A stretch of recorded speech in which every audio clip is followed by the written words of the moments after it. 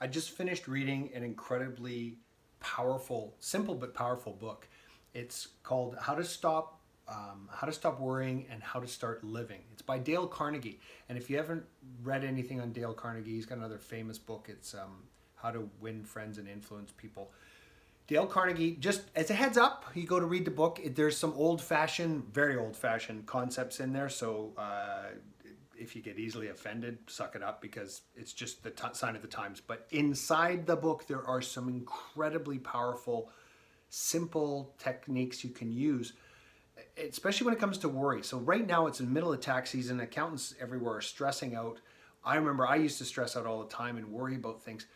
And Dale Carnegie, in this one chapter, he says the secret formula to stop worrying and start living is there's a 3-step process that he has. And so what he does is he says, analyze the situation thoroughly and figure out, most importantly, what's the worst that could happen.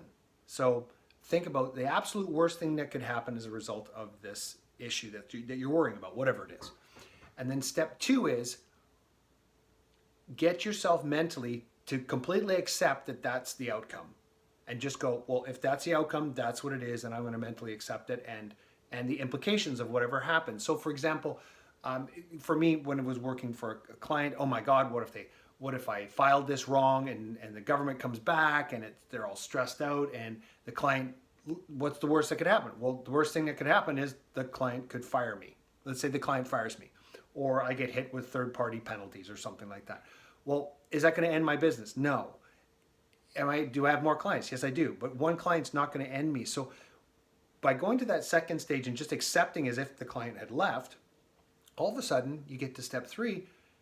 Step 3 in the formula is do whatever you can once you've accepted the worst case scenario. Do whatever you can to improve from that worst case bottom level. So in other words, what you're doing, instead of rosy thinking and this power of positivity, which of course, it does work, but sometimes it gets a little nauseating, especially when you're stressing out in the middle of tax season. Go to the worst case scenario.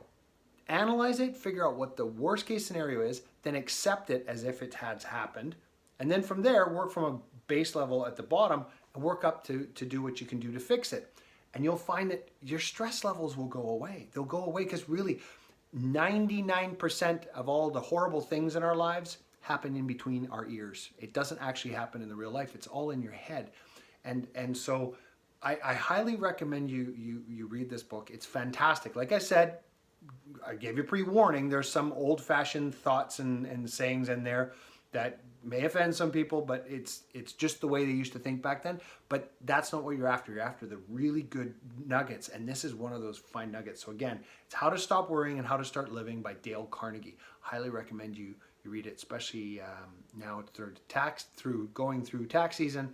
You're going to need that, because I know when I was going through public practice and had tax season, it was stressful as hell. So, and I don't want to see you go through that. I want to see you get through it swimmingly. So I'm Eric Solback, and wherever you're watching this, please scroll down, leave a comment for me, and stay tuned for more success tips to come.